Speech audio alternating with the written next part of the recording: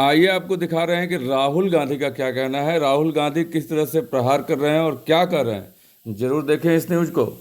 एक आम आदमी पर परिवार की कई जिम्मेदारियां होती हैं, जैसे खाना, दवा, बच्चों की पढ़ाई, घर का किराया और ना जाने क्या क्या। लेकिन मोदी सरकार में दाल, सब्जी, तेल, चावल, आटा सब महंगा है। बच्चों की पढ़ाई जेब पर भारी पड़ रही है। डॉक्टर और दवा का खर्च बजट से बाहर हो गया है।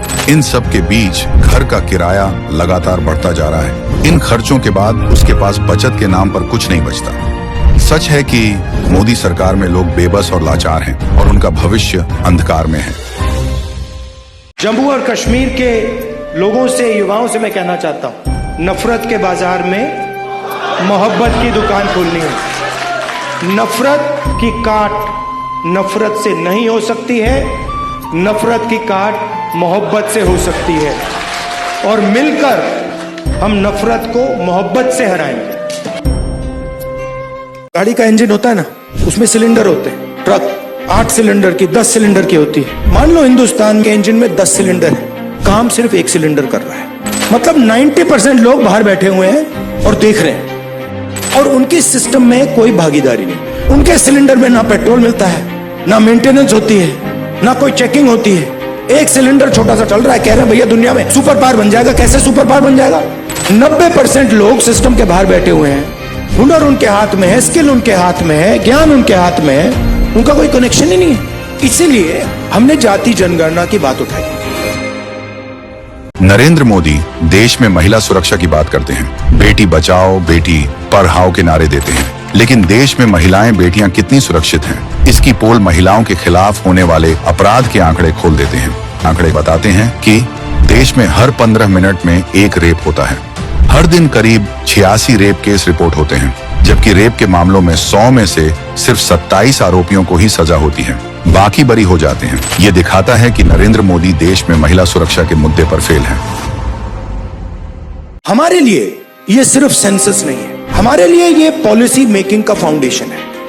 और हम सिर्फ जाति जनगणना की बात नहीं कर रहे हैं। जाति जनगणना से सिर्फ आबादी पता लगेगी, वो बहुत जरूरी कदम है। मेरा विजन है कि हिंदुस्तान में धन किस प्रकार से बांटा जा रहा है। ओबीसी के हाथ में कितना है, दलितों के हाथ में कितना है, मजदूरों के हाथ में कितना है। दूसरी बात, हिंदुस्तान के जो इंस्टीट्यूशंस हैं, ब्यूरोक्रेसी हो, जुडिशरी हो, मीडिया हो, इसमें इन लोगों की कितनी भागीदारी है। मैं सोचता हूं कि डर से, नफरत से, हिंसा से बंटवारा होता है। प्यार से, जनता की आवाज को सुनने से, जनता से गले लगने से लोग जुड़ते हैं। नफरत से इस देश को कभी फायदा नहीं होगा। क्या आपकी भी जेब में पैसे नहीं बच रहे? क्या आपको भी घर का खर्च चलाने में दिक्कत हो रही है? क्या आप भी बचत नहीं कर पा रहे हैं? कैसे कर पाएंगे? क्योंकि महंगाई मैन मोदी ने कहर मचा रखा है। बच्चों की पढ़ाई से लेकर दवाई तक महंगी हो गई। दाल, चावल, आटा, तेल, सब्जी सब महंगा है। इस महंगाई के चलते रसोई का खर्च बढ़ गया। ये सब आप उसी आमदनी से खर्च कर रहे हैं जो घट गई है। इस महंगाई के जिम्मेदार नरेंद्र मोदी और उनकी गलत नीतियां हैं, जिसका खामियाजा देश की जनता भुगत रही है। किस देश में किसकी कितनी आबादी है, लोगों की गिनती हो जाए। जनरल कास्ट के इतने लोग हैं, ओबीसी जात के इतने लोग हैं, किसान इतने हैं, मजदूर इतने हैं, आदिवासी के इतने लोग हैं, ट्राइब्स के इतने लोग हैं, दलित इतने हैं। ये भूखे मर रहे हैं, ये मजदूरी कर रहे हैं, ये सड़क बना रहे हैं। बस मैं यही कह रहा हूं, सामाजिक न्याय का पहला कदम देश का एक्सरे करना है। रिश्ता वही कामयाब होता है जो दोनों तरफ से निभाया जाता है, क्योंकि एक तरफ से शेक कर तो रोटी भी नहीं बनाई जा सकती। हमेशा याद रखना कि चाय में चीनी और गलत लोगों से नजदीकियां हमेशा कम ही रखना चाहिए।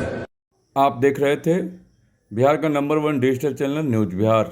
ऐसे खबरों को आप किस तरीके से और किस सोच से देखते हैं, क्या आपके विचार है, ज़रूर लिखें। और अगर ऐसी खबरें आपको पसंद हो तो शेयर और सब्सक्राइब भी करें। नमस्कार, न्यूज बिहार से मैं राजेश कुमार।